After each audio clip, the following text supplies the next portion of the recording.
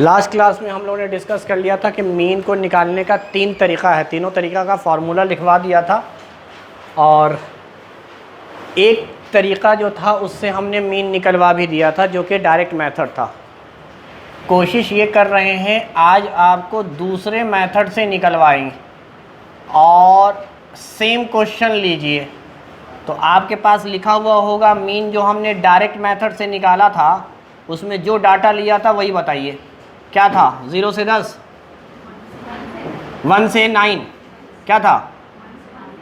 अच्छा 11 से 19, 21 से 29, 31 से 39, 41 से 49 यहीं तक था।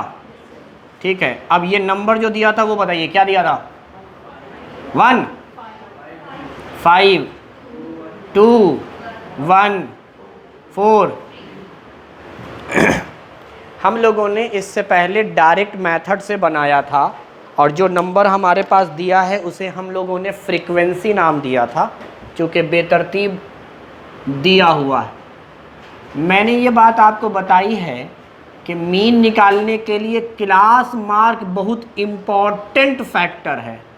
तो आपको क्लास मार्क यानी x निकालना ही निकालना है जो कि lower plus upper divide by 2 होता है। तो 1 + 9 10, 10 डिवाइड बाई 2, इन दोनों को जोड़ते थे 30 हो जाता था, 30 का आधा 15, इन दोनों को जोड़ेंगे कितना? 50 हो गया, 50 का आधा।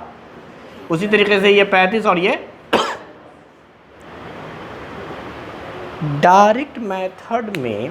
अच्छा मैं यहाँ फार्मूला भी लिख देता हूँ आसानी के लिए।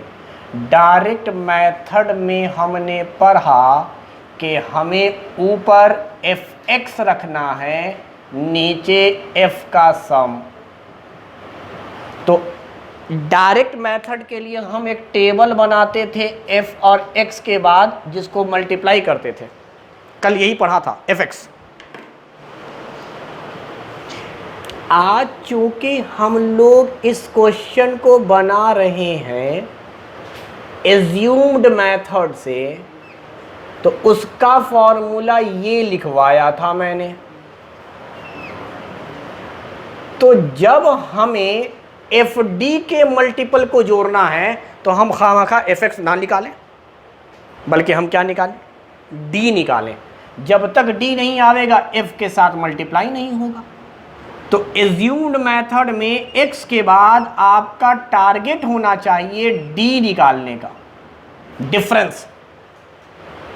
डायरेक्ट मेथड में तो fx को मल्टीप्लाई करके जोड़ना था, इसीलिए हमने टेबल बनाया था f और x के मल्टीपल का। लेकिन एज्यूम्ड मेथड में चूंकि fd का मल्टीपल चाहिए तो fd के लिए पहले d चाहिए और d डिफरेंस होता है।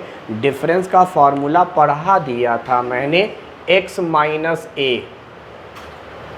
x तो आपके पास है 5, 15, 25, 35, 45। a क्या है? तो मैंने कहा था कि एज्यूम्ड वैल्यू फ्रॉम x, ये जो 5, 15, 25, 35, 45 है इनमें से ही किसी एक को a मानना है। अच्छा जिसको भी a मानेंगे लिख देंगे। हम 5 भी मान सकते हैं, 15 भी मान सकते हैं, 25 भी, 35 भी, 45 भी, हम सब में से कुछ भी मान सकते हैं। मगर कोई मुझसे पूछे कि सर आप क्या मानना पसंद कीजिएगा, तो हम बीच की वैल्यू मानना पसंद करते हैं। हम बीच की वैल्यू मानना पसंद करते हैं। वैसे कोई भी मान सकते हैं, ये इजाज़त है, घर पे प्रैक्टिस कर लीजिएगा। आप a5 भी मान सकते हैं, 15 भी, 35 भी, 45 भी। मैं यूजुअली 25 मानता हूँ, बाद में समझ में आ जाएगा काहे बीच वाला माना। तो चलिए a जो भी माना वो लिख दिया कि हमने एज्यूम किया है 25। अब सोच a तेरा है 25 हर जगह फिक्स्ड वैल्यू और x बदलता जा रहा है, 5 कभी 15 कभी 25 कभी 35 कभी 45। तो अब सोच d निकालना चाह रहे हैं। इस वाले बॉक्स में x की वैल्यू है 5 और a तो है 25, तो 5 माइनस 25 माइनस 20। फिर इस वाले बॉक्स में x की वैल्यू 15, 15 माइनस 25 माइनस 10। 25 में से 25 गया, 35 में से 25 गया, 45 में से 25 गया, एक बार जब हमने निकाल लिया d, तो हमारा मकसद तो है FD निकालना। d तो आपने इसीलिए निकाला। x निकालना तो आपको आता है, क्लास मार्क होता है lower plus upper divide by 2। उस क्लास मार्क में से कोई एक वैल्यू मानकर x में से घटाने को डिफरेंस कहते हैं, और उस डिफरेंस को f और d से मल्टीप्लाई कर दीजिए तो FD आ जाएगा। तो क्यों ना हम लोग इस 5 और -20 को मल्टीप्लाई करें, तो क्या ये -100 हो गया, क्या ये -20 हो गया, क्या ये 0 हो गया, 10 और 4 मल्टीप्लाई होकर 40 हो गया, 20 और 3 मल्टीप्लाई होकर। इस मेथड के लिए FD इसलिए निकाला कि FD निकालकर जोड़ो, FD निकालकर जोड़। भाई कितना आ रहा है FD निकालकर? इस 60 और 40, 100 प्लस में 100 माइनस, खत्म, जुड़कर 0। ये तो 0 थे वे किया, यानी -20 आ रहा है समीशन FD की वैल्यू। और सारे फ्रीक्वेंसियों का सम, ये तो हर बार होगा क्योंकि डिनोमिनेटर में कोई चेंजेस नहीं, डिनोमिनेटर हर जगह समीशन FE होता है। तो वो तो आपको किसी ही मेथड में f को जोड़ना ही है। तो 5, 2, 7, 1, 8, 4, 12 और 3। अब चलिए, एज्यूम्ड मेथड का फॉर्मूला मेरे पास है। a की वैल्यू हमने 25 मानी थी, तो a की जगह 25 लिख दिया, प्लस FD का सम -20 आया है तो -20, और नीचे समीशन f की वैल्यू है 15। अच्छा, अब इसको काटे। मान लीजिए मैंने 15 ही से काट दिया, मान लीजिए ये 15 1 जा 15। अच्छा, अब बताइए मुझे, 15 ये हो चुका है तो यहाँ 5 बचा होगा, पॉइंट लगा दे क्या? तो कितना हो गया? 50। तो 15 तिया 45, यानी 1.33 मान लेते हैं, फिर 5 बचा था, और ये वैल्यू माइनस में है बेटा, यानी 25 प्लस माइनस -1.33। अगर आप सॉल्व करेंगे तो कितना वैल्यू आ रहा है? 25 में से 2 घटा दे, 23.67। 66 रख ले, 67 रख ले। जब इस वाले मेथड से बनाए थे इसी डाटा से क्वेश्चन, तो इतना ही आया था क्या? अरे बोलो। तो बस बनाने का तरीका बता रहे हैं, वरना आपको मालूम है एंट्रेंस एग्जाम में अगर बोलेगा तो हम डायरेक्ट मेथड से बनावेंगे, हमको ज़रूरत नहीं है एज्यूम्ड से बनाने का। लेकिन फॉर्मूला समझाने के मकसद से हम ऐसा कर रहे हैं ताकि वो सवाल पूछ लेता है कि एज्यूम्ड का फॉर्मूला क्या है, और उस एज्यूम्ड के फॉर्मूले के अंदर ए का है। अब आखिरी बात, मीन का जो आखिरी फॉर्मूला था स्टेप डिविएशन मेथड, उसका फॉर्मूला हमने लिखा था a plus summation FU divide by नीचे तो समीशन F ही है, लेकिन इस बार मल्टीप्लाई में H भी है। अब फिर से बात आई कि हमें सिर्फ क्वेश्चन में इतना ही दिया होगा, हम x तो निकालेंगे ही निकालेंगे, उसके अलावा ये सब हम नहीं निकालते हैं, ये सब नहीं निकालते हैं।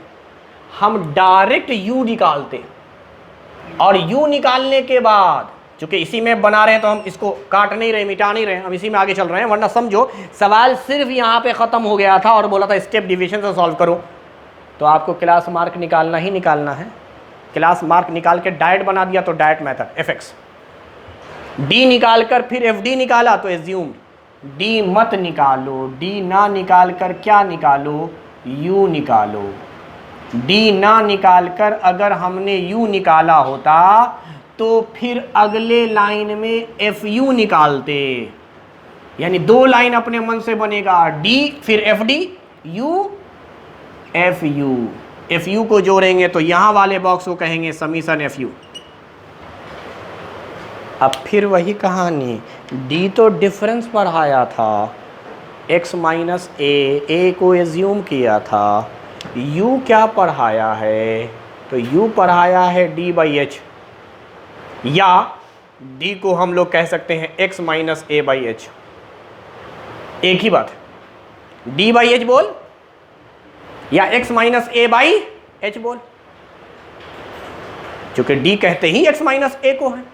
तो अब फिर कहानी ये आई कि ए चलो हमने मान रखा है 25, h क्या माने, तो भाई h कुछ भी मान सकते हैं इसी लिस्ट में से, इसलिए x निकालना बहुत जरूरी था। x में से ही माना जाता है a, x में से ही माना जाता है h, और मैंने कहा दोनों सेम वैल्यू भी मान सकते हो, दोनों 25-25, दोनों अलग अलग भी मान सकते हो, मर्जी है, इसी लिस्ट में से मानना है बेटा। 5, 15, 25, 35, 45 जो मन करे मान लो। अब फिर मेरे से पूछो आप क्या मानते हैं सर, हम मानते हैं पहला वाला वैल्यू,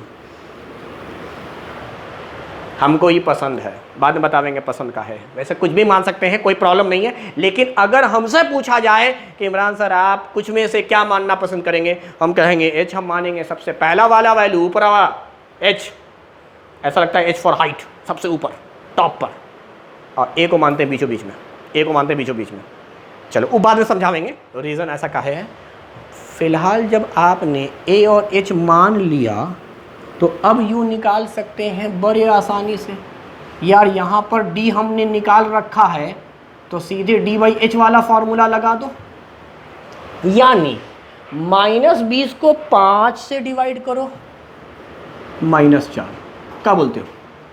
अगर मैंने h को 5 बोल दिया और इस वाले टेबल मतलब इस वाले बॉक्स में यहाँ d की वैल्यू -20 थी, -20 बटा 5 -4, उसी तरीके से -10 बटा 5 -2, 0 बटा 5 10 बटा 5 20 बटा 5। मतलब बड़ा आसान कॉन्सेप्ट है, बस लेंदी कह सकते हैं, टाइम टेकिंग कह सकते हैं, है बड़ा कॉन्सेप्चुअल और आसान। बस फॉर्मूला समझ में आना चाहिए, रिलेशन समझ में आना चाहिए, उसके बाद कुछ ना है। अब हम इस f को इस u को मल्टीप्लाई करेंगे, 5 चौके 20, -2 × 2 -4, 0 × 1 0, 2 × 4 8, 4 × 3 12। अब सॉल्व कर लेंगे, कैसे भाई? e20 प्लस माइनस कट गया, 0 तो वैसे ही ख़त्म, -4,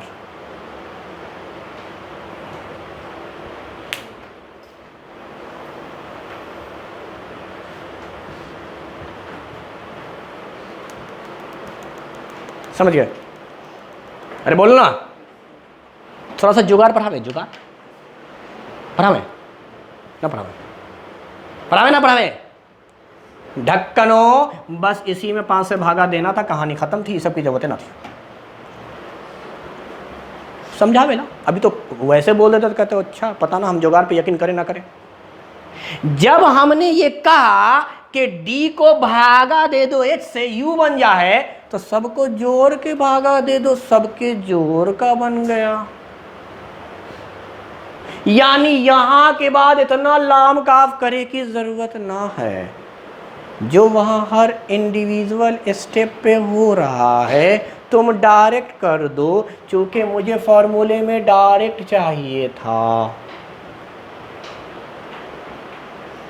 मगर ठीक है, हम तो स्टेप बाय स्टेप सिखा ही रहे हैं। और जुगाड़ की जहाँ बातचीत है, ये जुगाड़ बहुत बड़का जुगाड़ थोड़ी था कि तीर मार लिया हमने बताकर। हमने तो पहले ही मना किया कि हमको ऐसे बताना ही नहीं है, हम तो डायरेक्ट मेथड से जानते ही हैं बनाना, जो कल बात ख़त्म हो गई थी।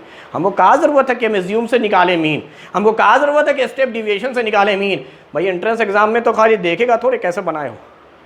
मगर मैं सिर्फ इसलिए बता रहा हूँ क्योंकि अगर अंदर पे सवाल पूछ ले कि क्या ये भी फार्मूला है, तो ये पता होना चाहिए, यस ये फार्मूला है। और इस फार्मूले में ए का क्या मतलब है, डी के क्या मतलब है, ए के क्या मतलब है, यू के क्या मतलब, एच के क्या मतलब है, और कैसे निकाला जाता है। अगर वो डाटा दे के आपसे यू ही खाली निकलवाए तो आपको निकालना आना चाहिए। इसलिए जा रहे हैं इतने डिटेल में, वरना बात तो ख़त्म हो गई। अब जब हमने सीख लिया तो क्यों ना ए की जगह पर 25 लिखो, जो कि है, और समीशन एफ यू आपने निकाल लिया -4, समीशन एफ है 15, और ये मल्टीप्लाई में है एच, एच माना था 5। यार दोबारा वही तरीका, या तो ऐसे सोचो -4 और 5 मल्टीप्लाई होके हो गया -20, नीचे है 15, सॉल्व करोगे यही आवेगा, या ऐसे सोच लो 5 तिया 15, अब 3 से काटेंगे 4 को तो 1.33, इसका मतलब 25 है, ये प्लस और माइनस, -4/3 की वैल्यू 1.33, यानी सॉल्व होकर बात वहीं पहुंची। तो ये हमारे पास 3 तरीक़ा है जिससे हम ये काम करते हैं। अब सवाल आया, सर आपने बीच वाली वैल्यू काहे मानी? अरे बीच वाले मानने पे फ़ायदा ये है कि ऊपर कुछ वैल्यू नेगेटिव, नीचे कुछ पॉजिटिव आवेगा, जोड़ने में आसानी होगी, कट पिट जाएगा, छोटी वैल्यू हो जाएगी। अगर ते ए को 45 मानकर सोच, सबसे लास्ट वाला मान, तो पता है सब माइनस में आवेगा। अब ये x था ना, 5 - 45 -40, अगर a को 45 मान लेंगे तो 5 में से 45 गया, फिर 15 में से 45 गया, ज़ीरो कहीं पे आवे ना करेगा, बस लास्ट में आवेगा 45 - 45 0, बाकी सारी वैल्यू माइनस में आवेगी। अगर हम ऊपर वाला 5 मान लें, एक ही जगह पे मान सकते हैं, मान लें कोई दिक्कत नहीं है, 5 मान लें तो 5 - 5 0, 15 में से 5 गया 10, 25 में से 5 गया 20, 30 में से 5 गया 35 में से 5 गया 30, 45 में से 5 गया, ये सारी वैल्यू प्लस में आ रही है, मल्टीप्लाई होकर वैल्यू प्लस में आवेगा, ऊपर 0 है, सब प्लस वाले को जोड़ो, न्यूमरेटर बड़ा नंबर आया, फिर 15 से डिवाइड करो। ठीक है, तरीका है, बट मुझे अच्छा लगता है कि बीच में मानने पर बीच वाला 0 हो गया। भाई अगर हम 25 मान रहे हैं तो 25 - 25 0, और इसके ऊपर वाली वैल्यू निगेटिव, इसके वैल्यू वाली पॉजिटिव, तो बीच में मानने पर क्या होता है, माइनस प्लस करता है, ऐसे कट रहा था ये सब, तो कैलकुलेशन ज़्यादा आसान हो जाता है, जल्दी बना लेते हैं। और जब डिवाइड करना हो तो मुझे अच्छा लगता है 15 से कौन बैठ के डिवाइड करेगा, 25 से कौन बैठ के डिवाइड करे, 5 से डिवाइड कर ले, अच्छा है, मतलब डिवीज़न में 2 3 4 5 रहे तो आसानी से हम डिवाइड कर सकते हैं, बैठ के 27 से कौन डिवाइड करेगा। अगर मिसाल के तौर पर बोल रहा हूँ, 35 का पहाड़ा कौन पढ़ेगा बैठ के, 35 से हम काहे को डिवाइड करें, ये h डिवाइड करने का नाम था, d/h, इसीलिए हम प्रेफर करते हैं छोटे वैल्यू से डिवाइड करना ज़्यादा अच्छा है कंपेयर टू लार्जर वैल्यू। वैसे मर्जी है बेटा, हम तो बोल रहे हैं 45 रख के ही बना दे, घर में प्रैक्टिस करने की चीज़ है, प्रैक्टिस करके देखिए, कोई फ़र्क नहीं पड़ेगा। मैं जो काम कर रहा हूँ मैं उसको लॉजिकली एक्सप्लेन कर रहा हूँ, क्योंकि मुझे वो आसान लग रहा है कि हम सबसे छोटी वैल्यू से डिवाइड करते बड़े आराम से हैं, 5 वहाँ से डिवाइड करना मेरे लिए बड़ा आसान काम है। और बीच में अगर a को मान लेंगे तो ऊपर निगेटिव नीचे पॉजिटिव होगा, अब जोड़ने में आसानी होगा क्योंकि निगेटिव पॉजिटिव कटेगा और वैल्यू छोटी आवेगी, इसलिए ऐसा किया है। बाकी ये पूरा कॉन्सेप्ट है, मैंने तो डायरेक्ट मेथड से ही आपको सिखाया कि मीन निकालिएगा, इन मेथड से मत निकालिएगा, क्योंकि तीनों मेथड से आंसर सेम आएगा। सिर्फ मैं तरीक़ा जानना चाह रहा था कि अगर बहुत डीप लेवल पे स्टैटिस्टिक्स के अंदर सवाल वो पूछा तो आपसे वो बोल सकता है कि ए क्या होता है एज्यूम्ड मेथड में, उसी मेथड में जो डी है वो कैसे निकाले जाते हैं, या यू क्या होता है, एच क्या होता है।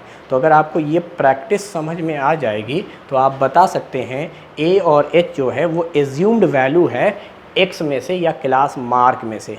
डी डिफरेंस का नाम है जिसका फॉर्मूला होता है class mark minus assumed value यानी एक्स माइनस ए, और यू जो होता है वो आपका d/h होता है। डी को आप मतलब खोल के लिखिएगा तो x माइनस a/h बोलेंगे, बाकी फार्मूला से, बाकी फार्मूला है। तो ये पूरा का पूरा स्टैटिस्टिक्स ख़त्म हुआ आपका। एक लास्ट पार्ट जो इसमें बचा हुआ है उसको देख लेते हैं, फिर जल्दी जल्दी 2 4 5 क्वेश्चन देख लेंगे। ज़्यादातर क्वेश्चन तो हम लोगों ने देख भी रखे हैं इसमें, ख़ासतौर से मीन का। ग्राफ का पोर्शन हमने अभी टच नहीं किया है। मैंने कहा था शुरू में ही कि मीन के अंदर टर्मिनोलॉजीज़ हैं और फार्मूला है, होता बड़ा आसान टॉपिक है। तो हमने 9th और 10th दोनों कवर कर लिया। ग्रुप डाटा में अगर पढ़ेंगे तो वो 10th का पार्ट है, अनग्रुप डाटा में पढ़ेंगे ऐसे ही डिस्ट्रिक्ट डाटा कॉमा लगा लगा कर, जिसमें थोड़ा बहुत एपी वगैरह भी इन्वॉल्व करके आपको ट्रिक से सिखा दिया था, वो सब 9th का पार्ट था। अच्छा देखो, जो हमें ग्राफ पढ़ना है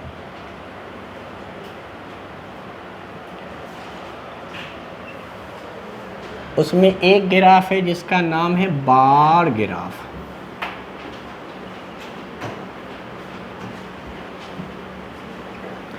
एक ग्राफ को हम लोग कहते हैं हिस्टोग्राम।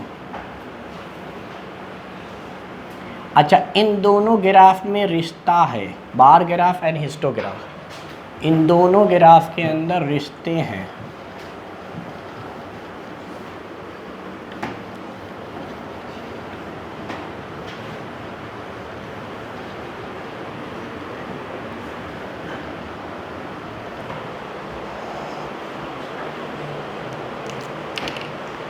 तीसरा ग्राफ जो हमें पढ़ना है वो है फ्रीक्वेंसी पॉलीगॉन।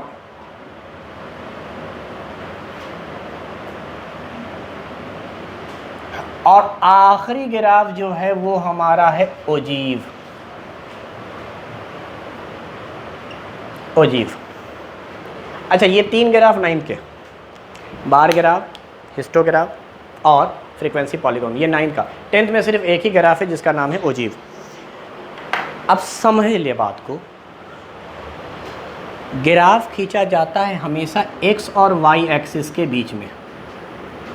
x एक्सिस पर आपको लेना है क्लास इंटरवल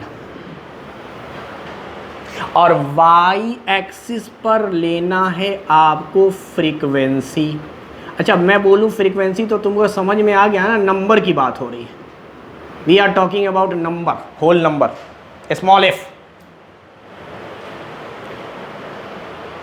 हिस्टोग्राम में भी वही लेना है यार, मैंने कहा ना दोनों में रिश्ता है।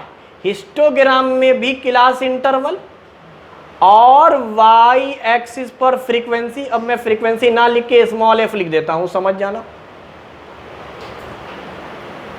दोनों में फर्क क्या है? तो बार ग्राफ में गैप होता है, क्या होता है? और गैप जिस क्लास इंटरवल में हो, क्या उस क्लास इंटरवल को इर्रेगुलर कहते थे? मतलब गांव देहात का घर, बार ग्राफ बोले तो गांव देहात, ये बोले तो शहर, हिस्टोग्राम। इसमें कोई गैप ना, गैप को काट दूंगा, यानी नो गैप।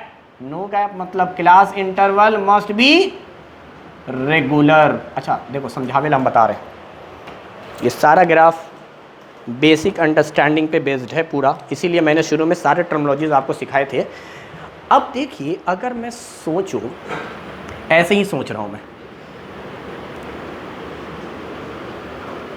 ये हमारा x एक्सिस है जिस पे क्लास इंटरवल लिया गया है, और ये हमारा y एक्सिस है जिस पर हमने नंबर लिया है। ये वाला ओरिजिन है, ऐसे ही अपने मन से चलो मान लेते हैं यहाँ तक 10 है, यहाँ से यहाँ तक की डिस्टेंस ओरिजिन से ले रहे हैं, यहाँ से यहाँ 20, यहाँ 30, यहाँ 40, यहाँ 50 मान लो।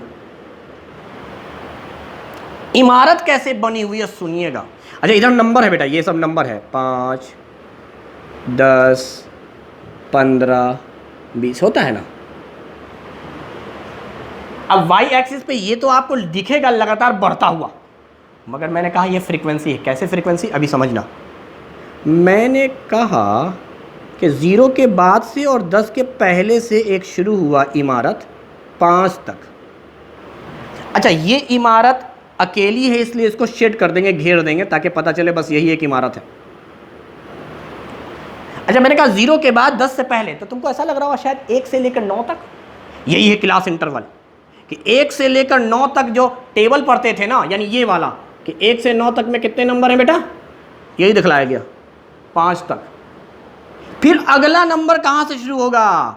11 से। There must be some gap. कहां तक? 19 तक। शायद ये 9 हो, वो तो टेबल से देखकर ग्राफ बनेगा, लेकिन मैं अभी सिखा रहा हूं 11 से 19 तक, इसीलिए 10 के बाद शुरू हुआ, 20 से पहले तक। शायद यहां नंबर 9 लिखे हुए हैं, तो ये अगली इमारत बनी। जरा देखो, ये जो ग्राफ बन रहा है, ये वाली बिल्डिंग और ये वाली building, there must be some gap, irregular होने की वजह से ये गैप आया है। अगला वाला 21 से शुरू होकर 29 पे ख़त्म हो सकता है, ये वैल्यू 3 ही हो। तो क्या करेंगे, अगली इमारत 21 से शुरू करेंगे 20 के बाद और 29 तक। ये लाइन 5 है, उससे कम, 5 से छोटा। इसीलिए मैंने कहा ये फ्रीक्वेंसी है बेटा। यहां तो तुमको एक्सिस पे लगातार वैल्यू बढ़ती हुई जरूर दिखेगी, लेकिन इमारत बता रहा है कि पहले नंबर ये था, अगली बिल्डिंग ये, यानी बढ़ा फिर घट गया। ये बता रहा है इंक्रीज डिक्रीज, मतलब फ्रीक्वेंसी। अगला उसी तरीके से हम ग्राफ बना सकते हैं 31 से लेकर 39 तक। कितना बेटा, 14 कुछ भी, वो तो ग्राफ अभी मैं ऐसे ही बना रहा हूँ। कोई डाटा होता तो डाटा के बेस पर बनाता, लेकिन मुझे तो ग्राफ सिर्फ समझाना मकसद है। तो समझाना ये है कि ये सब जो ग्राफ की बिल्डिंग दिख रही है उनके बीच में गैप है, और ये गैप इर्रेगुलर की वजह से आया है। तो इर्रेगुलर क्लास इंटरवल अगर रहा करे और ग्राफ प्लॉट करें तो उस ग्राफ का नाम होता है बार ग्राफ। उस ग्राफ का नाम होता है बार ग्राफ। इसी तरीके से ग्राफ बना करता है इर्रेगुलर क्लास इंटरवल के साथ जो बने उसको हम लोग बार ग्राफ कहते हैं। अच्छा, एक बात और सुनिएगा, ये तो मैंने क्लास इंटरवल पर समझा दिया। इर्रेगुलर क्लास इंटरवल हमेशा नंबर या रेंज में हो जरूरी नहीं है। तो फिर क्या हो सकता है इसका दूसरा एग्जाम्पल? ये तो इर्रेगुलर पे समझ में आया, इर्रेगुलर पे समझ में आया। अगला एग्जाम्पल समझना। अब हम ये 10-20 हटा देते हैं, ये इर्रेगुलर पे समझाया। इर्रेगुलर क्लास इंटरवल के ये सब भी एग्जाम्पल हैं। कौन सब? मान लीजिए कोई स्टूडेंट है, उसके हमने 20 नंबर के टेस्ट लिए और उसके अलग अलग सब्जेक्ट में मार्क्स आए, उसको हम ग्राफ पर दिखला रहे हैं।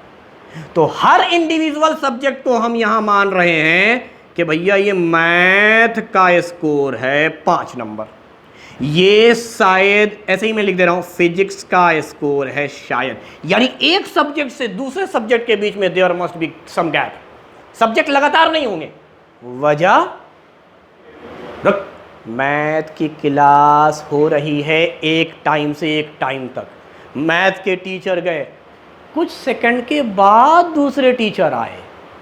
ऐसा नहीं हुआ कि एक टीचर गए दूसरे तुरंत आ गए with in a second. This class is called interval.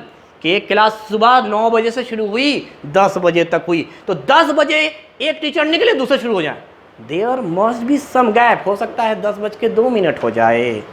तो ग्राफ शुरू होगा 9 से 10, अगला शुरू होगा थोड़ा सा गैप, पॉइंट वाइंट पे होता है graph. 10:02, 10:05, 10:15, there must be gap. 10 पे खत्म हो, 10 से शुरू हो, ये पॉसिबल प्रैक्टिकली नहीं है। इसीलिए ऐसा कहा जाता है कि हर इंडिविजुअल सब्जेक्ट भी एक तरह से इर्रेगुलर क्लास इंटरवल को एक्सप्लेन कर रहा है, क्योंकि प्रैक्टिकली हम यही देखते हैं। एक क्लास 9 से शुरू हुई, 10 पे खत्म हुई, तो अगली 10 से हो ही नहीं सकती शुरू। 2-4 मिनट, 5 मिनट, 10 मिनट का गैप होगा। ये नेचुरल फेनोमेना है, मतलब गैप। समझ में आ रहा है? तो इसका मतलब हमने इंडिविजुअल सब्जेक्ट के बीच में थोड़ा सा गैप रखा है। ये गैप कम ज़्यादा हो सकता है, इस पर बहस नहीं है कि सर गैप छोटा सा रखना है, बड़ा रखना है। अरे ग्राफ पे गैप दिख रहा है, बार ग्राफ हो गया। चाहे एक हल्का सा गैप दिखे या बहुत बड़ा गैप दिखे, गैप है, बार ग्राफ कहलावेगा।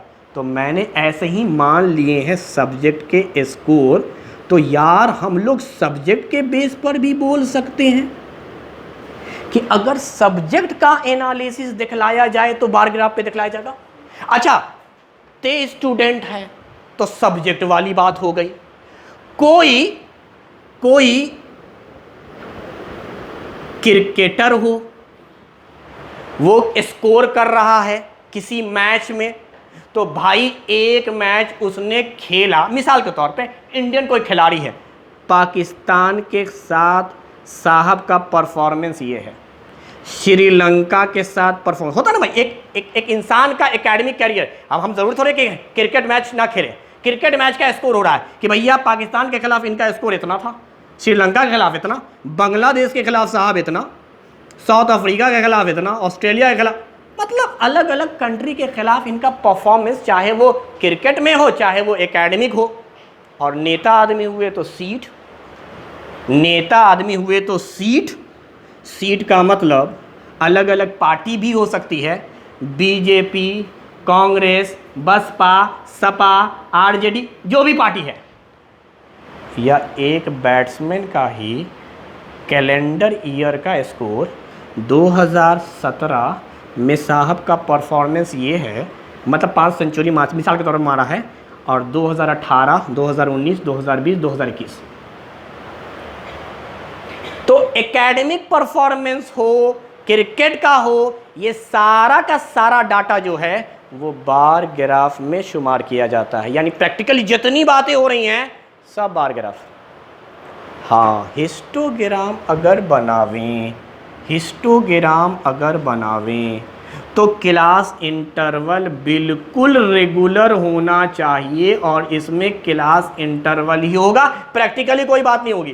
कहेंगे सर यहाँ क्या कांग्रेस बीजेपी कर सकते हैं ना, यहाँ क्रिकेट मैच कर सकते हैं ना, यहाँ सब्जेक्ट कर सकते हैं ना, वो सब वहाँ है, यानी बार ग्राफ में है। यहाँ जब भी होगा तो वो रेगुलर डाटा होगा कि सर 0 से 10, फिर अगला 10 से 20, 20 से 30, 30 से 40, 40 से 50, और यहाँ 5, 10 ऐसे ही बनाते रहूँ मैं, 15, 20।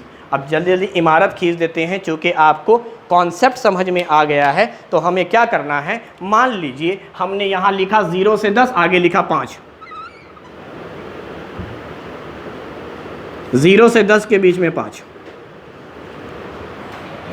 कोई बोले कि अगला उसी के अंदर, अब 0 से 10 था और यहाँ 5 नंबर लिखा था, ये तो नंबर था, फ्रीक्वेंसी, ये तो क्लास इंटरवल था। अगला 10 से ही शुरू हो, 20 पे ख़त्म हो, तब रेगुलर, और यहाँ लिख लिया 8, तो इसका मतलब अगला 10 से ही शुरू होगा और 20 तक जाएगा, जहाँ पर 8 आ जाए, 10 के थोड़ा नीचे। अलग अलग कलर से इसलिए बता रहे हैं ताकि डिस्टिंग्विश हो। ये रेगुलर है, रेगुलर में गैप नहीं होता है, रेगुलर में कोई गैप नहीं होता। अगला डाटा हो सकता है मेरे पास आ जाए 20 से 30, आ जाए, ऐसे ही मैं लिख रहा हूं 4, तो 20 से 30, 5 से थोड़ा नीचे, फिर अगला आ जाए 30 से 40, 10 जहां पे बनाया है 30 से 40, फिर 40 से 50, वैसे ही कुछ होगा। मैं सिर्फ सिखाना ये चाह रहा था कि अगर कभी भी इमारतों, बिल्डिंगों के बीच में गैप नहीं हो तो आप समझिएगा वो तभी पॉसिबल है जब रेगुलर क्लास इंटरवल रहा हो, और इर्रेगुलर रहा हो तो बार ग्राफ। इर्रेगुलर में हमेशा गैप आवेगा, बार ग्राफ, रेगुलर में कोई गैप ना आवेगा। तो this is basically the difference between bar graph and histogram. इसीलिए मैंने कहा था गांव देहात का घर, एगो घर, फिर खेत खलियान मैदान, दूसर का घर, यहाँ एगो के छत्ता से दूसर के छत्ता पे, इसके छत्ता से इसके खप्पर पे, वही तो हो रहा हो, रहा इसके छप्पर से इसके छत्ता पे, मतलब सटा सटा घर है, कोई भी ज़मीन छोड़ी उड़ी नहीं गई है। तो अगर गैप न हो तो हिस्टोग्राम, गैप हो जाए तो बार ग्राफ। आप बोल रहे थे, कुछ बोल रहा था कोई, बेटा कन बीच में मत बोला कर, रिदम टूट जाए। तेना बेवकूफ़ है, हम थोड़े हैं। पूरी बात जब पढ़ा देंगे तब पूछा कर सवाल, इस बात की गारंटी है। जितनी बात हम बता देते हैं उतनी बात सुन लेगा, एक भी डाउट ना आवेगा। तो जो सोच सकता है वो सब हम एक्सप्लेन कर देते हैं यहाँ, तो जो नहीं सोचता है वो खुद हम सोच के जवाब दे देते हैं, इसलिए उसका टेंशन मत लेगा। तो इतनी बात सोच भी नहीं सकता, इतनी बात सोच के हम बता देते हैं। तो हम सारी बात बोल देते हैं, सुनाकर पूरी देते, उसके बाद सवाल पूछा कर, बीच में मत आकर। नुकसान अपना है तेरा, मेरा क्या है। हम तो 15 मिनट तक तेरे सवाल का जवाब देते रहेंगे, टाइम पास हो जाएगा, मेरा थोड़ी नुकसान होगा। हमारे थोड़ी इंटरेस्ट देवेला है दोबारा, हम तो देके निकाल लिया। फ्रीक्वेंसी पॉलीगॉन के माने ये हैं कि अब अगर हम एक्स एक्सिस ले और वाई एक्सिस ले, तो वाई एक्सिस पे फ्रीक्वेंसी लेना, वाई एक्सिस पे फ्रीक्वेंसी लेना, एक्स एक्सिस पर अब हम रेंज वेंज नहीं लेंगे कि रेगुलर है इर्रेगुलर, उसमें चक्कर है कि सर क्लास इंटरवल अगर आप लेते हैं तो बताना पड़ेगा रेगुलर है कि इर्रेगुलर है। तो हम रेगुलर इर्रेगुलर के चक्कर में ना पड़ेंगे, तो क्या ले लेंगे भैया, क्लास मार्क बड़ी बेहतरीन चीज़, क्लास मार्क रेगुलर रहा तब भी वही आवेगा, क्लास मार्क इर्रेगुलर रहा तब भी वही आवेगा, पढ़ाया था इसलिए। तो क्लास मार्क क्या होता है? क्लास मार्क सर एक पार्टिकुलर पॉइंट होता है। अब रेंज खत्म हो गया कि 0 से 10, अरे 0 से 10 का क्लास मार्क तो 5 है और 10 से 20 का 15 है। तो इसका मतलब ग्राफ की शक्ल कुछ ऐसी हो जाएगी, कभी क्रिकेट मैच से पाला पड़ा हो तब, run rate type. This is class interval, this is frequency. हो सकता है उस वक्त पल्ले ना पड़ा होगा, खाली समझ में आया होगा यहाँ विकेट गिरा, ओहो डाउट है, इसमें 4 रन बन गया, ग्राफ ऐसे। वो फ्रीक्वेंसी पॉलीगॉन होता है। कहेगा का मतलब है, तनिक सुनेगा, ई है 0 से 10, ये है 20, ये है 30, ये है 40, ये है 50, यहाँ है नंबर, ऐसे ही।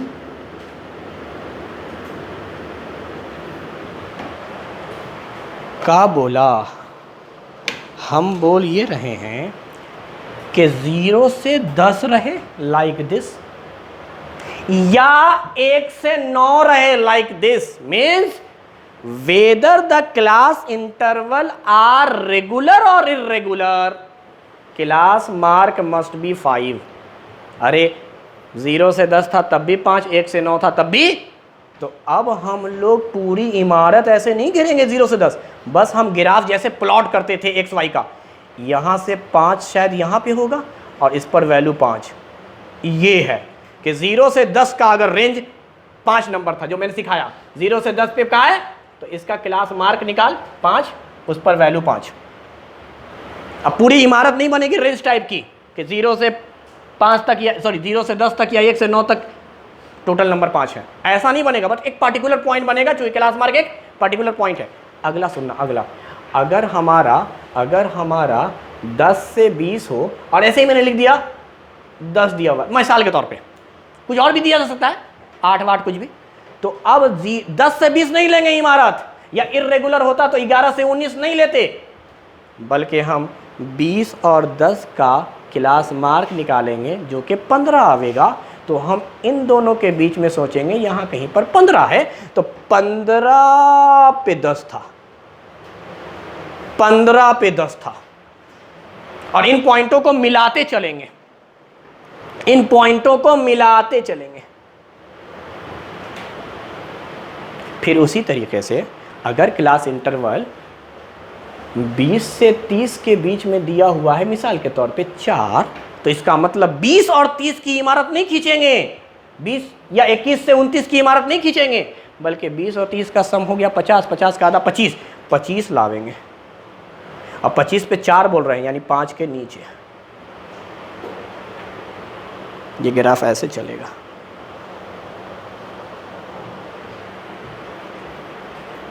समझ में आ रहा है? तो उसी तरीके से 30 और 40 का अगर हम निकालें मीडियन या मीन या क्लास मार्क, तो आवेगा 35, 35 पे हो सकता है 15 हो जाए, ऐसा टाइप। फिर उसी तरीके से, तो कहने का मकसद ये है, इस पर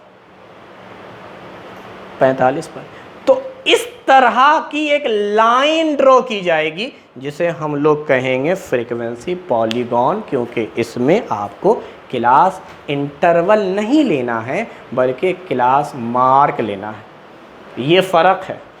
और कई बार कंडीशन पूछता है फ्रीक्वेंसी पॉलीगॉन किस किस के बीच ड्रॉ किया जाता है, तो क्लास मार्क और फ्रीक्वेंसी के बीच में। हिस्टोग्राम क्लास इंटरवल, वो भी रेगुलर और frequency. Bar graph irregular class interval और फ्रीक्वेंसी। यानी मुद्दे की बात ये है, ये मुद्दे की बात है। कंडीशन अगर पता है तो ग्राफ की सूरत शकल समझ में आ जाएगी। तो ये हो गया भैया फ्रीक्वेंसी पॉलीगॉन, समझ में आया? अब हम आते हैं ओजीव की तरफ। ओजीव को थोड़ा सा एक्सप्लेन करना है, इसीलिए मैं अब यहाँ पे जगह नहीं है, उसको मिटा देता हूँ। दोबारा से ओजीव लिख के तब पढ़ेंगे ओजीव क्या है। फिलहाल समझ लीजिएगा कि हम लोगों ने पूरा का पूरा क्लास इंटरवल लिया। रेगुलर में तो हिस्टोग्राम बन गया, इर्रेगुलर में ले लिया तो बार ग्राफ बन गया, और फ्रीक्वेंसी पॉलीगॉन के लिए आपने क्लास इंटरवल नहीं लिया बल्कि क्लास मार्क लिया। तो चाहे रेगुलर का क्लास इंटरवल हो या इर्रेगुलर का हो, मार्क तो दोनों के लिए सेम आता है। तो फ्रीक्वेंसी पॉलीगॉन एक अलग चीज हो गई जो क्लास मार्क पर बेस्ड करता है।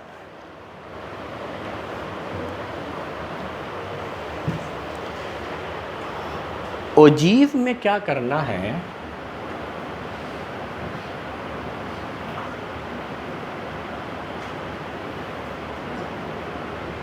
बोलिए।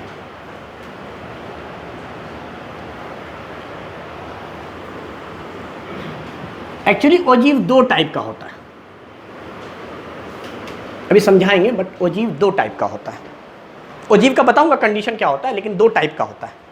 एक कहलाता है लेस देन ओजीव, एक कहलाता है लेस देन ओजीव, एक कहलाता है मोर देन ओजीव।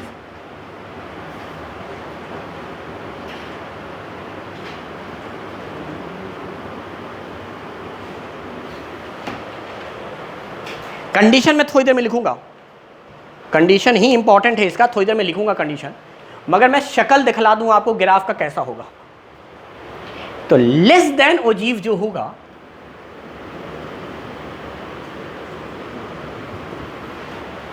और मोर देन ओजीव, बताऊंगा नाम कैसे पड़ा।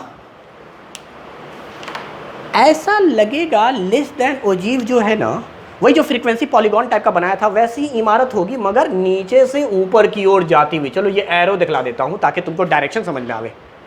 लेस देन ओजीव, वैसे डायरेक्शन होता नहीं, समझावे ना बोल रहे हैं, नीचे से ऊपर की तरफ जाता हुआ दिखाई देगा। अच्छा, फ्रीक्वेंसी पॉलीगॉन में क्या था, बेतरतीब जिगजैग बनाया था मैंने, ऊपर नीचे होता हुआ, लगातार ऊपर जाता हुआ दिखाई नहीं दिया है।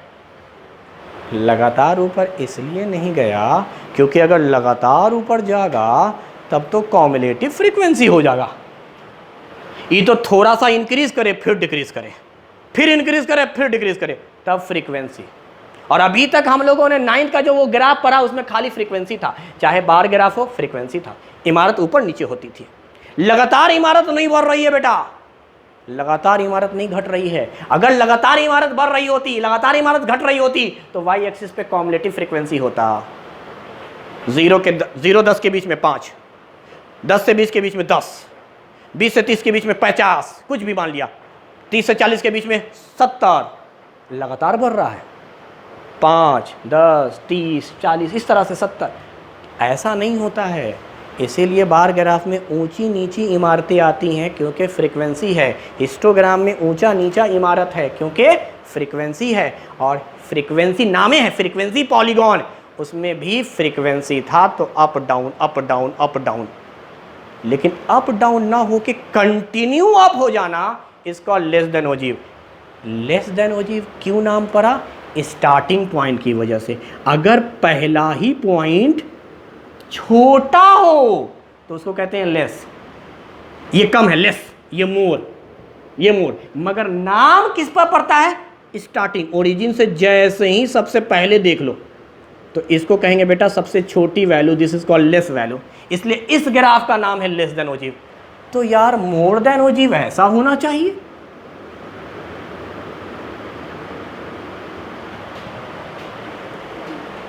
मोर देन ओजीव ऐसा होना चाहिए, क्योंकि ओरिजिन से जैसे ही देखें मुझे पहला पॉइंट सबसे ऊपर दिखाई दे दे, हाईएस्ट दिखाई दे दे, ज़्यादा दिखाई दे दे, ज़्यादा को मोर कहते हैं। तो ग्राफ की शक्ल समझ में आई, लेस देन मोर देन नहीं आई समझ में, अरे आई ना आई, आई तो बाई बात ख़त्म हो गई, कंडीशन भी आ गया, कंडीशन का आया वो सुनेंगे, एक्स एक्सिस नहीं सुनेंगे हम, Y axis. Important Y axis है एक्चुअली, एक्स एक्सिस की बात करेंगे बट एक्स एक्सिस उतनी इंपॉर्टेंट नहीं है हमारे लिए, बट वाई एक्सिस बड़ा इंपॉर्टेंट है। वाई एक्सिस का होगा रे? तो भाई सुनो, एक्स को अभी हम रहे दे हैं, पहले किस पर आ जाएं?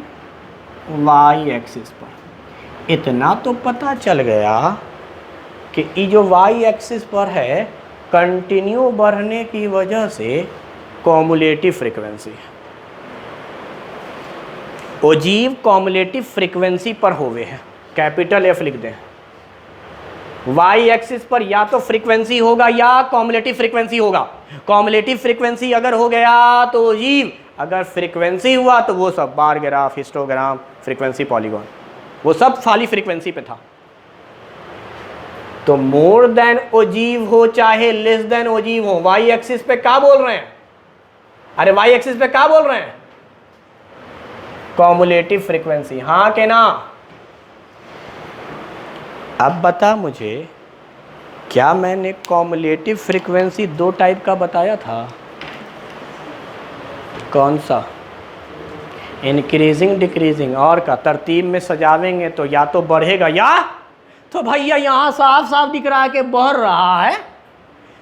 शुरू में कॉमुलेटिव फ्रीक्वेंसी यहाँ वैल्यू 5, यहाँ पर वैल्यू 8, यहाँ वैल्यू 12, यहाँ वैल्यू 20, यहाँ वैल्यू 3, यहाँ लगातार बढ़ रहा है जैसे जैसे जा रहे हैं। तो cumulative frequency is in increasing order. इसलिए ग्राफ की शक्ल देखकर याद आ जाएगा कि एक तो कॉमुलेटिव फ्रीक्वेंसी है वो भी बढ़ रहा है, नीचे से ऊपर की तरफ जा रहा है। यहाँ घट रहा है भाई, शुरू में था 30, फिर घट के आ गया 20, फिर घट के आ गया 10, लास्ट में घट के आ गया 5। मतलब कॉमुलेटिव फ्रीक्वेंसी किसमें है? तो वाई एक्सिस इंपॉर्टेंट है। अब सवाल ये उठा कि एक्स एक्सिस पे क्या लीजिएगा सर? एक्स एक्सिस पर यार एक सिंपल लॉजिक पहले सुनते हैं। मैंने कोई रेंज तो बनाया नहीं, रेंज बनाया नहीं ना, मैंने ऐसे नहीं कहा कि ई वाला जो ग्राफ है ये ऐसे है इतना दूर तक, फिर उसके बाद वाला ग्राफ, फिर उसके बाद वाला ग्राफ, लगातार डिक्रीज, मगर एक रेंज नहीं बोल रहे हैं हम, पार्टिकुलर एक पॉइंट बोल रहे हैं। तो पहला जो दिमाग में आता है वो आता है कि शायद क्लास मार्क ली। पहला एक शर्त आता है दिमाग में कि शायद सर क्लास मार्क लिया होगा आपने, क्योंकि रेंज वाली बात तो आपने हिस्टोग्राम बना दिया जहाँ बिल्डिंग बनती थी, बार ग्राफ बना दिया, और फ्रीक्वेंसी पॉलीगॉन में एक पॉइंट लेते थे। अब वो पॉइंट जिगजैग इसलिए आ रहा है क्योंकि वाई एक्सिस पे फ्रीक्वेंसी है, यहाँ लगातार बढ़ रहा है, इसका मतलब कॉमुलेटिव फ्रीक्वेंसी है। मगर यही तो ट्विस्ट है कि यहाँ क्लास मार्क नहीं लेना है, इसलिए एक्स एक्सिस की बात हमने शुरू में की नहीं। हालांकि उतना इंपॉर्टेंट आपके लिए एक्स एक्सिस नहीं है, मगर फिर भी डीप लेवल पे सवाल पूछा तो अच्छी बात है वो एक्स एक्सिस पूछे, क्योंकि वाई एक्सिस का जुगाड़ तो लोग लगा ले हैं कि भैया वाई एक्सिस पर तो कॉमुलेटिव फ्रीक्वेंसी लगातार बढ़ रहा है, अच्छा इंक्रीजिंग ऑर्डर में है, घट रहा है डिक्रीजिंग ऑर्डर में, यानी बहुत आसान चीज़ हो गई।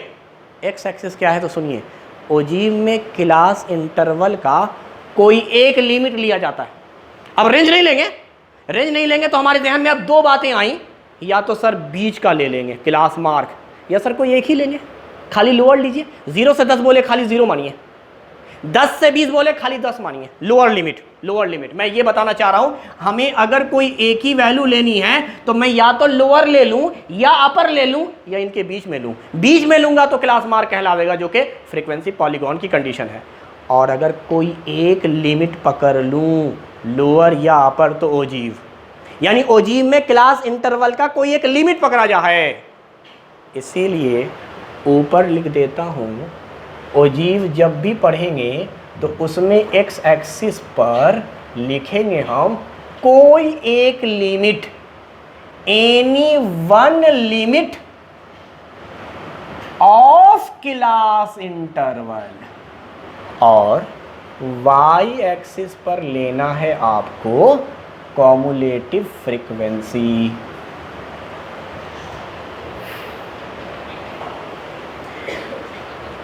अब ये मर्जी नहीं है आपकी, ये मत सोचिएगा कि आपको हम ऑप्शन दे रहे हैं कि आप लोअर दिल करे तो लोअर ले लो, अपर दिल करे तो अपर ले लो। जैसे मैं समझाना ये चाह रहा था कि 0 और 10 है और यहाँ कोई है 5, यहाँ है 10 और 20, यहाँ है 15, मिसाल के तौर पे यहाँ 20 और 30 है, यहाँ है 20। ये तो कॉम्युलेटिव फ्रीक्वेंसी है इंक्रीजिंग ऑर्डर में, अच्छी बात है, ये बनना है। बट या तो क्लास मार्क 5 5 5 15 15 25 20 का ग्राफ प्लॉट करना, जो कि मना कर रहा हूं। मैं क्या बोल रहा हूं, अब यहां पे समझिए बात को। मैं लोअर लिमिट अगर एक्स एक्स का लेता तो 0 और 5 का ग्राफ प्लॉट करता। पहले एक्स लिखता हूं, फिर कॉमा वाई कोऑर्डिनेट, उसके बाद 10 और 15 लिखता। 10 से 20 में 10 लेता, लोअर अगर ले रहा हूं तो 20 20 इसका ग्राफ प्लॉट करता। अपर ले रहा होता तो इस 10 पर 5 करता। ग्राफ ऊपर नीचे होंगे, अगर आप 0 5 बोलोगे तो x की वैल्यू 0, ये 5 यहां आएगा, और अगर 10 बोलोगे 10 5 यहां आएगा। इसीलिए तय करना पड़ेगा कि लोअर लेंगे कि अपर लेंगे। 20 15 और 30 मैंने कहा एनी वन लिमिट, बट ये चॉइस नहीं है। तो अब सुनेंगे कहानी क्या है। नीचे वाला देखकर नाम रखा गया, वाई एक्सिस समझा गया। लास्ट वाला देखकर क्लास इंटरवल का लिमिट लेते हैं। यही है कॉन्सेप्ट बेटा। आखिर जहां मंजिल स्टॉप हुआ है वो तुम्हारे एक्स एक्सिस का लिमिट बतावेगा। तो यहां ऊपर ना है तो हम अपर लिमिट लेंगे। यूएल बोले तो अपर लिमिट, मतलब ये सही है। यानी क्लास इंटरवल का upper limit cumulative frequency increasing order में लेस देन ओजीव, ये कंडीशन है। यहां पर आखिर पॉइंट क्या है, लो है, तो मुझे लोअर लिमिट लेना है क्लास इंटरवल का। ये लिमिट डिसाइड करता है बेटा। ऊपर है तो इसको कहेंगे अपर लिमिट, नीचे है लोअर लिमिट। तो वाई एक्सिस बता रहा है मोर देन ओजीव, और जहां पहुंचे हैं वो बता रहा है एक्स एक्सिस का लोअर लिमिट लेना है भाई, लोअर लिमिट लेना है, तब जाकर ओजीव होगा। तो ओजीव की ये कंडीशंस हैं। समझ पाया नहीं समझ पाया? आखिरी बात, ओजीव हम लोग कहाँ पढ़ेंगे? पूरी स्टैटिक्स के तमाम फॉर्मूले हमने पढ़ लिए, मीन भी पढ़ लिया, मीडियन भी पढ़ लिया, मोड भी पढ़ लिया। ज़रा पढ़, मीडियन के फॉर्मूले में कॉम्युलेटिव फ्रीक्वेंसी आया है n की शक्ल में, n/2 की शक्ल में, कैपिटल F की शक्ल में।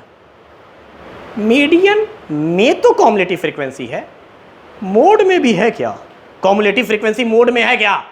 नहीं, खाली f है। f1 नीचे है, 2f1 minus f0 minus f2, छोटा छोटा f है, यानी फ्रीक्वेंसी है खाली। अच्छा, मीन का 3 फॉर्मूला पढ़ा, डायरेक्ट मेथड, एज्यूम मेथड और साथ में स्टेप डिविएशन मेथड। क्या यहाँ कहीं पर कॉम्युलेटिव फ्रीक्वेंसी है?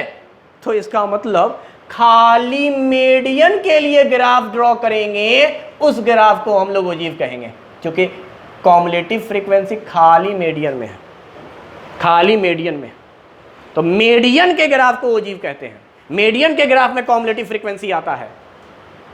इसीलिए कहा जाता था, अब थोड़ा सा दिमाग खुल, जाम हो गया है नस। जब हम लोग 9th का पढ़ रहे थे डिस्ट्रिक्ट नंबर और कहते थे मीडियन निकाल, तो क्या करते थे? पहले उनको अरेंज करते थे इंक्रीजिंग डिक्रीजिंग में, फिर कट्टम कुट्टी। तो ये अरेंज करना ही तो कॉम्युलेटिव फ्रीक्वेंसी है। नंबर लगातार इंक्रीज होवे या नंबर लगातार डिक्रीज होवे, number must be in arrange. Median निकालते, मीन के वक्त हम अरेंज वरेंज ना करते थे, सबको जोड़ देते थे। हम अरेंज वरेंज ना करते थे, सबको जोड़ दिया, मतलब बेतरतीब ढंग से नंबर है इस वक्त पड़ा हुआ, तो इसका मतलब फ्रीक्वेंसी है। मोड निकालते वक्त भी हम अरेंज वरेंज नहीं करते थे, हम गिनते थे कौन सबसे ज्यादा बार आया है। हम अरेंज वरेंज नहीं करते थे। अरेंज करके भी देख सकते हैं, बिना अरेंज किए भी देख सकते हैं, मगर मीडियन के लिए तो अरेंज करने के बाद ही काटना था। तो मीडियन हमेशा कॉम्युलेटिव फ्रीक्वेंसी से निकलता है, और कॉम्युलेटिव फ्रीक्वेंसी जहां आ जाए उसको हम लोग कहेंगे ओजीव वाला ग्राफ। तो क्यों ना अब हम एक्स एक्सिस पे मोर देन ग्राफ के हिसाब से बोल दें लोअर लिमिट लेना है, और लेस देन के हिसाब से, अब सुन, ये सब रटना नहीं है। एग्ज़ाम में आया तो कैसे करेंगे, एग्ज़ाम में अगर आया कभी तो यही आवेगा, लेस देन ओजीव की शर्त क्या है, एक्स पे का लिया वाई पे का लिया, मोर देन की शर्त क्या है, एक्स पे का लिया वाई पे का लिया। वो तरह से ग्राफ थोड़े प्लॉट करवावेगा वहाँ पे, वो तो बस कंडीशन पूछेगा। तो क्या करना है, कागज़ पे पहले लेस देन ओजीव का नक्शा बना देना। इसलिए मैंने इसको कंडीशन बाद में पढ़ाया, पहले ही पढ़ाया। लेस देन ओजीव की कंडीशन पूछ रहा है, लेस देन ओजीव बना दिया। अब समझ में आ गया कि कॉम्युलेटिव फ्रीक्वेंसी लगातार इंक्रीज, तो वाई पे कॉम्युलेटिव फ्रीक्वेंसी इंक्रीजिंग ऑर्डर में, और ऊपर पहुंच गए तो अपर लिमिट। शक्ल देखकर बताना है। अगर मोर देन ओजीव की शर्त पूछ रहा है तो उसका ग्राफ ऐसा है, मतलब डिक्रीजिंग ऑर्डर में है कॉम्युलेटिव फ्रीक्वेंसी वाई एक्सिस पर, और लोअर लिमिट लेना है क्लास इंटरवल का। समझ पाए? तो बस इनको देखकर अंदाजा लग जाएगा कि क्या होना है और क्या शर्त है। एक बात ऐसे ही बता देते हैं, हालांकि उसकी ज़रूरत तो है नहीं। ग्राफ से भी हम लोग मीडियन निकालते हैं। जब मैंने कहा कि ओजीव का ही ग्राफ प्लॉट होता है तो कहते हैं मीडियन ग्राफ से अगर हम निकालें तो कितने तरह से निकलेगा, तो कहते हैं 3 तरह से। कितने तरीके से? ग्राफ से मीडियन निकालने का तरीका। वैसे तो अगर आपको मीडियन निकालना है तो 2 तरीके आपके पास हैं। ऐसे ही कॉमा लगा के नंबर दिया हुआ है तो उसको अरेंज करो, इंक्रीजिंग डिक्रीजिंग में काट कूट करो। ऑड नंबर है तो बीच में 1 नंबर बचेगा, वही आंसर होगा n+1/2 वाला टर्म। और अगर इवन नंबर है तो 2 नंबर बच जाएंगे, n/2 और n/2 + 1 वाला, फिर दोनों को जोड़कर 2 से डिवाइड, या काट कूट करो, बीच में 2 नंबर बच गया, दोनों को जोड़कर आधा कर दो। टेबुलर फॉर्म में होगा तो फॉर्मूला लगावेंगे, L + n/2 - capital F/ small f × h। n/2 बतावेगा कि कौन सा क्लास इंटरवल मीडियन क्लास है। सारे फ्रीक्वेंसियों का सम या सबसे बड़ी कॉम्युलेटिव फ्रीक्वेंसी n कहलाती है, उसका आधा कर देंगे और देखेंगे किस क्लास इंटरवल में कॉम्युलेटिव फ्रीक्वेंसी n/2 के बराबर है या उससे बड़ी है, वही वाला हो जाएगा मीडियन क्लास। उससे सारी बात कर लेंगे। तो 2 तरीका तो हमें आता है, ग्रुप डाटा और अनग्रुप डाटा का। मैं आपको ग्राफ से बता रहा हूं कि अगर ग्राफ से हमें बनाना है तो 3 तरीका है ग्राफ से मीडियन निकालने का। तीनों तरीका बड़ा आसान। पहला तरीका मीडियन निकालने का कि एक ही ग्राफ पर आप लेस देन ओजीव बना दीजिए। लेस देन ओजीव कैसे बना लेंगे? इंक्रीजिंग ऑर्डर में कॉम्युलेटिव फ्रीक्वेंसी होना चाहिए और अपर लिमिट होना चाहिए, ले लेके बना लो। और इसी ग्राफ पर डिक्रीजिंग ऑर्डर में कॉम्युलेटिव फ्रीक्वेंसी और लोअर लिमिट लेकर फिर से ग्राफ प्लॉट कर दो। यानी एक ही पर दोनों ग्राफ प्लॉट होगा, लेस देन मोर देन दोनों ओजीव। जहां पर इंटरसेक्ट किए उसका जो x होगा, x ये पॉइंट मीडियन, यानी less than more than ogive जहां इंटरसेक्ट किए उसका जो x पॉइंट होगा वही आपका मीडियन होगा, क्योंकि x एक्सिस पर ही लोअर अपर लिमिट होते हैं और lower upper limit class interval कहलाता है और क्लास इंटरवल ही आगे चलकर पढ़ाया गया है, मीडियन क्लास कहलाता है। और उसी क्लास में मीडियन की वैल्यू लाई करेगी। वही रेंज था कि अगर 30 से 40 है तो 30 से 40 के बीच में ही आंसर होगा। तो 30 और 40 के बीच में कहीं पे कट जाएगा, यहाँ पे कट गया आंसर। 32 पे कट गया तो 32 मीडियन, 40 पे कट गया तो 40, 35 पे कट गया 35। तो गोया एक्स एक्सिस देखना है। तो ये जो ग्राफ हमने बनाया ये मोर देन ओजीव था, ये जो बनाया ये लेस देन ओजीव था। तो लेस देन ओजीव और more than ogive, less than ogive और मोर देन ओजीव, ओजीव में जी भी लिखते हैं जे भी लिखते हैं। तो less than ogive and more than ogive जहां पर कट जाए उस इंटरसेक्टिंग पॉइंट का जो एक्स पॉइंट होगा उसे हम लोग मीडियन नाम देंगे। ये हो गया पहला तरीका। अच्छा, इसके बाद जो बाकी दो तरीके हैं, बाकी जो दो तरीके वो बिल्कुल सेम हैं। दूसरा तरीका क्या है कि आप खाली एक ही ग्राफ बनाइए लेस देन ओजीव। वैसे आप इस पर क्या बना सकते हैं, मोर देन ओजीव भी। मोर देन मत बनाइए, ओजीव बनाने में टाइम लगता है क्योंकि आपको कॉम्युलेटिव फ्रीक्वेंसी और लिमिट देख देख के बनाना पड़ता है। तो आप एक ग्राफ बना लीजिए, लेस देन ओजीव बना लिया। अब आप n/2 वैल्यू निकालिए। n/2 मतलब सारे फ्रीक्वेंसियों का सम। मान लीजिए उस डाटा में सारे फ्रीक्वेंसियों का सम था 100, तो उसका ठीक आधा का हो गया 50। तो y एक्सिस पे कॉम्युलेटिव फ्रीक्वेंसी लिए हो इस तरह से, तो जहां n/2 आपको दिख जाए यानी 50, अगर ये 100 था पूरा तो 50 से एक स्ट्रेट लाइन खींच देना। n/2 से स्ट्रेट लाइन, n/2 का ग्राफ नहीं होता, n/2 एक वैल्यू है। पूरा y एक्सिस से एक स्ट्रेट लाइन खींच देना, और ये लेस देन ओजीव को जहां पर काटे उसका जो x होगा वो मीडियन। यानी अगर आपको दोनों ग्राफ नहीं बनाने हैं तो कोई एक ग्राफ बनाइए और दूसरे के लिए n/2 वैल्यू ले लीजिए। n/2 वैल्यू आपको पढ़ाया गया है सारे फ्रीक्वेंसियों का सम का आधा है। और तीसरा क्या है यार, वही कहानी, जब मुझे एक ही ग्राफ बनाना है तो मैं लेस देन ओजीव क्यों बनाऊं, मैं मोर देन ओजीव बनाऊं। तो आपने अगर मोर देन ओजीव बनाया और n/2 से एक स्ट्रेट लाइन खींच दीजिए, जहां पर कटे उसका जो x है वो मीडियन।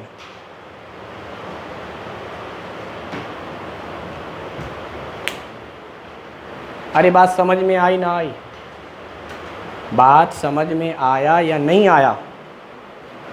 दोनों ग्राफ एक दूसरे को जहां पे काटे उसका जो x है वो मीडियन, या फिर एक ग्राफ बना लीजिए लेस देन या मोर देन, एक एक n/2 से खींच दीजिए जहां पे कटे उसका x। तो ये है आपका पूरा का पूरा स्टैटिस्टिक्स, मीन मीडियन मोड।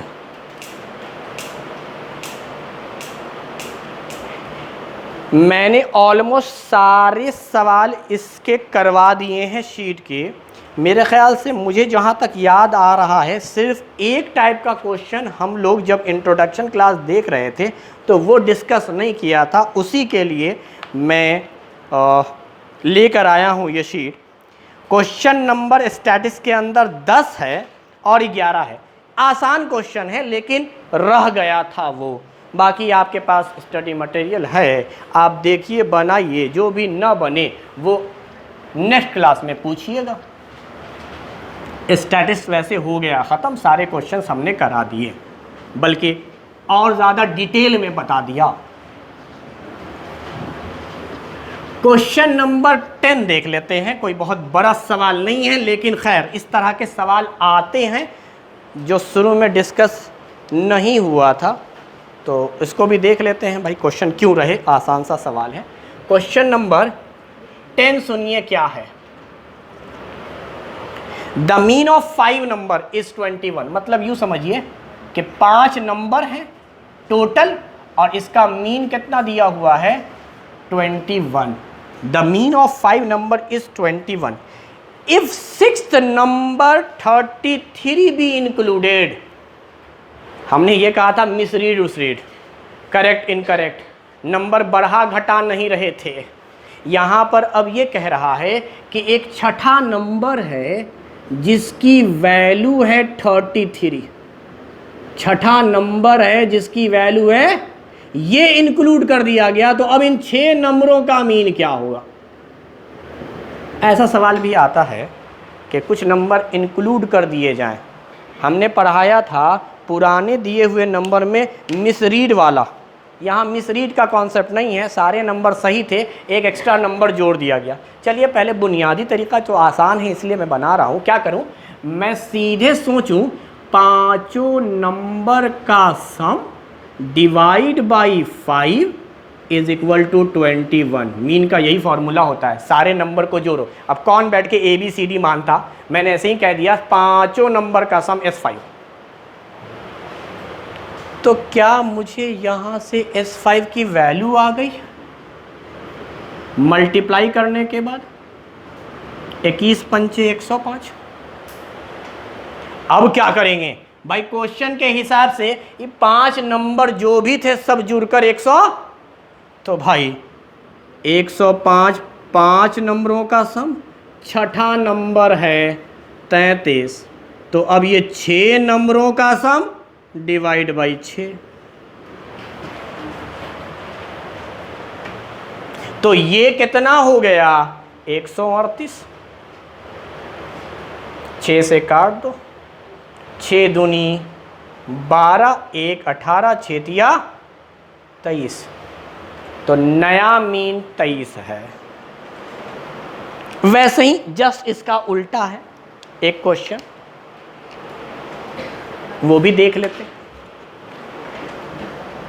ठीक उलट इसका।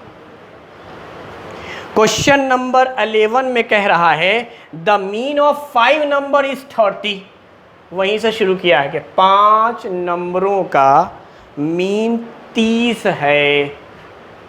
यार 5 नंबर हैं, इनके मीन 30 दिए हुए हैं।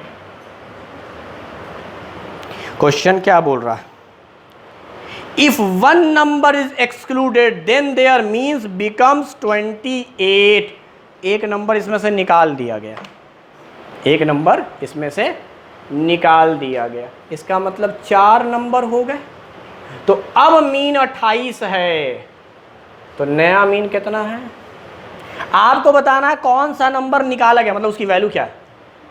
तो वैसे ही हम क्या कर रहे हैं कि भाई 5 नंबरों का ये सम डिवाइड बाई 5 बराबर 30, यानी जो 5 नंबर हैं वो सब जुड़कर 150 हैं। इनको मल्टीप्लाई किया तो अब ये पांचों नंबर मिला के 150, सोचना बात को। एक नंबर निकाल दिया गया, जो नंबर निकाला गया उसकी वैल्यू नहीं पता है, x मान लेंगे, तो इसका मतलब 5 नंबर जुड़कर इतना हो रहा है। जो नंबर निकला है, अगर मिसाल के तौर पे वो 10 था, तो अब तो 4 नंबरों का सम 140 हुआ, क्योंकि 10 निकल गया, तो यही तो किया है मैंने।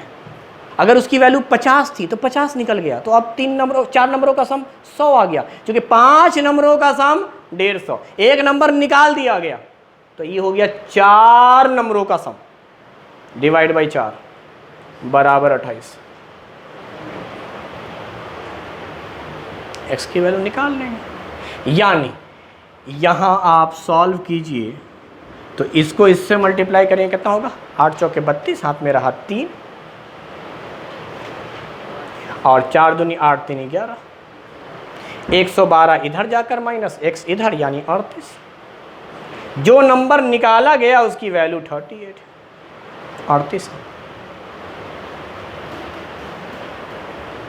तो एकदम आसान सा स्टेप है, इस स्टेप पे फॉलो करके हम बता सकते हैं क्या होगा नहीं होगा। वैसे ट्रिक भी है लेकिन बहुत ज़्यादा हो जाएगा, इसलिए रह दीजिए। एक एक लाइन में बन रहा, क्या ज़रूरत है ट्रिक से बनावें, खिचड़ी पकावें। कभी ज़रूरत पड़ेगी पूछिएगा तो बता देंगे, वैसे ज़रूरत नहीं है ज़्यादा ट्रिक ना जाने, वो भी 1-2 लाइन बचावेला। ट्रिक जानना है तो 5-5 लाइन 10-10 लाइन एक एक पेज वाला ट्रिक वो ज़्यादा सीखें, उस पर ज़्यादा फोकस करें, वो ज़्यादा बेहतर है। इन सब के लिए भी ट्रिक है, ज़रूरत उतना नहीं है, 1-2 लाइन में बन जा रहा है, खामखा इतना लेंदी ट्रिक जान के क्या करेंगे। ठीक।